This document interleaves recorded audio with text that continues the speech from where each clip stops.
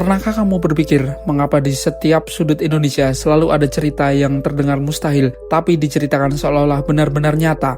Tentang laut yang dijaga oleh seorang ratu bermahkota hijau, tentang batu yang diyakini sebagai anak durhaka yang dikutuk, atau tentang burung raksasa yang dianggap perantara antara dunia manusia dan para leluhur. Cerita-cerita itu disebut mitos, dan di Indonesia, mitos bukan hanya dongeng, ia adalah cara bangsa ini memahami dunia. Mitos lahir dari kebutuhan manusia untuk memberi makna pada sesuatu yang belum bisa dijelaskan oleh akal. Sebelum ada sains, mitos adalah penjelasan paling manusiawi tentang yang misterius. Namun di balik narasi mistisnya, mitos sebenarnya adalah kode budaya, semacam arsip moral dan spiritual yang disimpan dalam bentuk cerita. Contohnya mitos Nyi Roro Kidul. Orang sering melihatnya sebagai kisah menyeramkan tentang ratu yang menelan korban, tapi di balik itu ada simbolisme yang jauh lebih dalam, penghormatan terhadap laut, batas antara keserakahan manusia dan kekuatan alam. Mitos ini kalau dibaca dengan kacamata semiotik adalah cara masyarakat pesisir mengingatkan diri bahwa alam bukan untuk ditaklukkan tapi dihormati. Hal yang sama juga berlaku pada legenda Malin Kundang.